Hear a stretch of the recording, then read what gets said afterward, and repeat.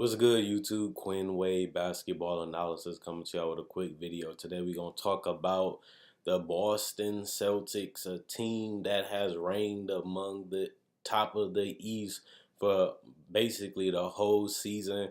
Obviously, they lost it and they got it right back a couple games later, but they've been dominantly staying the top of the East. Right now, they're sitting at 34-10, and the next team behind them is Toronto, and they 4 games behind them.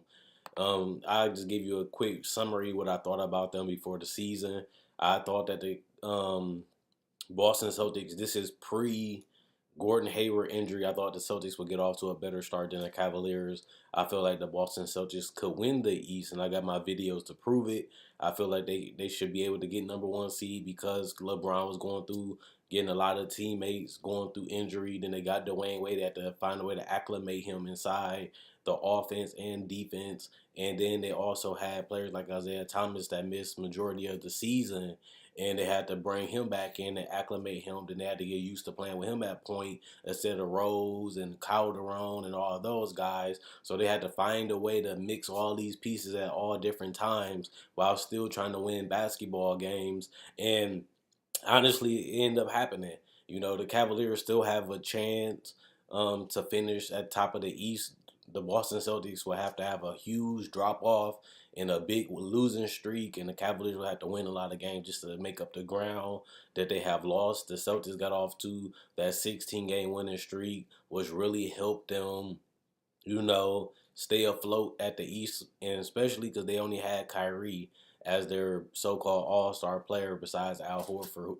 But Gordon Hayward went down. They went 0-2, and since then they went 16-2. And like I said, I picked Boston to finish atop of the East, and it looks like it with a 4-game lead over Toronto and a 7-game record. I mean, a 7-game game. They 7 games behind the Celtics. The Cavaliers at the 3 seed.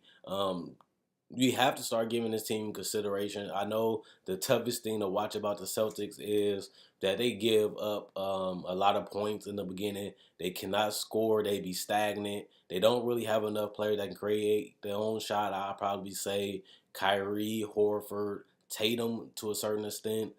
Terry Rozier is another guy that can do it that's underrated on this bench. But they don't really have too many guys. They got a lot of guys that have skill sets that, they play off of other great players. They play off Al Horford and Kyrie passing ability and their ability to post up and move the ball. So the offense sometimes gets stagnant. The offense sometimes get ugly and they get down real big. But their ability to lock in defensively and trust each other defensively, trusting that they're going to be at the positions and at the spots they need to be to rotate and to switch and to bring help defense is amazing. How great this team looks defensively. The problem that was hilarious to me though was that Boston was one of the better offensive teams last year, and they still had the similar roster. And Avery Bradley is really just a role player. Marcus Smart was a role player. Jay Crowder was a role player, and Al Horford isn't a superstar player, but Isaiah Thomas was able to help them get off to a good start, and close out a lot of games, allowed them to finish first on top of the East last year too. But now you have Kyrie as your best player, and he's a guy that never led a team to the playoffs as the best player on the roster. And nobody really seen that the Boston Celtics would be, 34-10. Like I said, I did pick them to win the East, but I didn't really think that they have this big of a lead. And currently they're on a 7-game winning streak as this video is being made, which means this team knows how to grit, they know how to grind, they know how to get W's. They're not scared of the big moment. Oh, they're 21. No, Jason Tatum only 19. Can you trust these people in the playoffs? This season is only going to make them better because they're playing in big games. They're making big shots. Every game still does matter because they're still trying to finish off the season as best as they can. And this team has really, locked in offensively and defensively when they really need to. The problem I have with them is, and this is a cliche quote, they don't play 48-minute basketball. Sometimes, they get a little lackadaisical, and like I said, they get a little stagnant offensively. And when they defense ain't turning into points, when they get steals, block, and stops, and they can't turn it into baskets. Really hurt this team. Kind of remind me of Memphis Grizzlies, a team that wanted to lock you down defensively, but they had an ugly offense and they didn't really get that many transition baskets. And another thing I was surprised about this team, for Brad Stevens' team, is that they're only 19th in assists with 22 a game. I know that Kyrie Irving is not a great playmaker when it comes to just being a point guard that can get you 7+ assists every night. He might give you 4 to 5, sometimes 10 every once in a while, but they do rely on a lot of isolation. They like to isolate Jason Tatum every once in a while. They do a lot of hockey assists sometimes. And Al Horford, even, he's more um, centered around passing and moving the ball. He doesn't really look for a shot that often. He doesn't really, try to take over and dominate games. It seems like everybody know their role. Everybody know where they should be at. Everybody know how they should play. And they just trust and believe in the system and the defensive schemes that Brad Stevens, defensive coach, and him has done.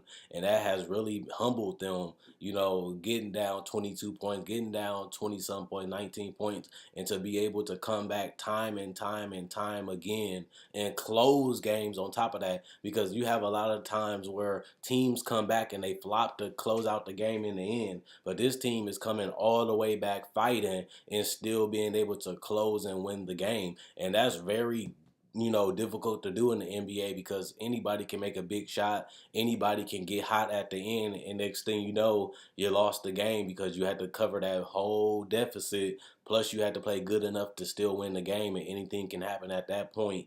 And they have still been able to win. So I think that last year they said the same thing about the Celtics. They're not serious. They're going to lose to Washington, Toronto, and they end up going to the Eastern Conference Finals. This team is a lot more younger. They don't have Gordon Hayward, who was supposed to be their big signing this year, besides Kyrie, who they traded for. But at the end of the day, you have to give this team credit, and they have been winning, and they're only one game behind Golden State for the number one record all over again, because they were the number one team in the entire NBA for a while, and then they lost it to Golden State and Houston, and now they are back in that prime position to take number one seed over the whole NBA, which we think is a little difficult, especially with this team having trouble to score and having trouble being consistent for all 48 minutes. But I am a Celtics fan. I've been a Celtics fan for a long time. I'm glad to see us on top of the East. I'm glad to see us winning. I'm glad to see us have some type of identity defensively, especially for a young team.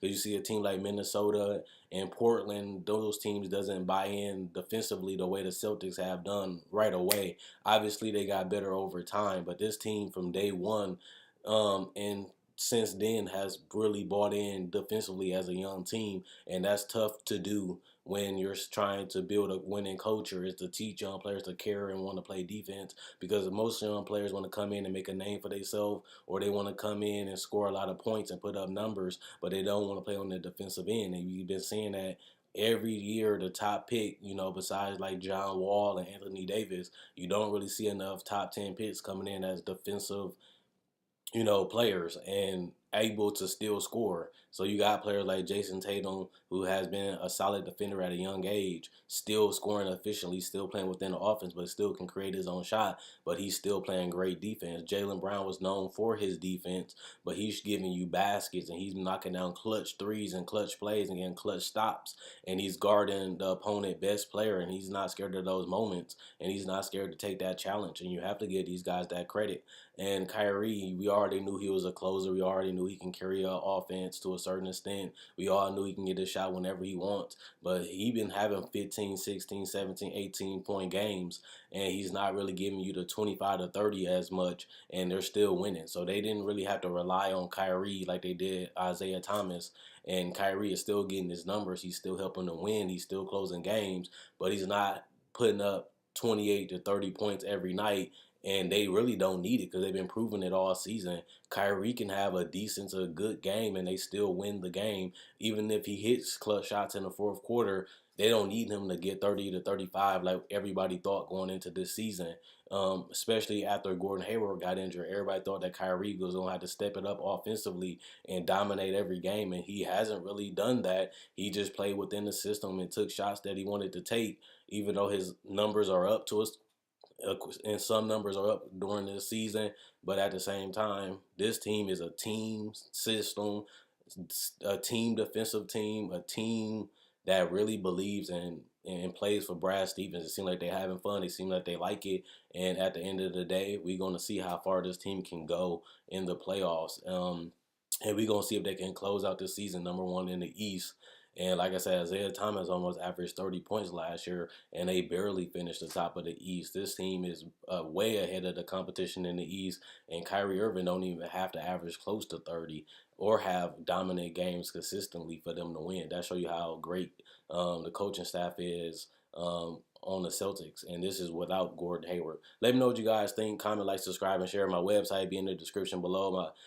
My website be in the description below. Also, check out my Facebook page. That will also be in the description below. And I'm gone. Let me know what you guys think about the Boston Celtics and if this team really can win a championship, and if this team is just a bust, if this team is overrated, is this team just having beginner's luck, or is they just getting lucky because they keep getting these comebacks, or they really grinding, they really hard. I mean, playing real hard, and they giving themselves the best chance to win the game.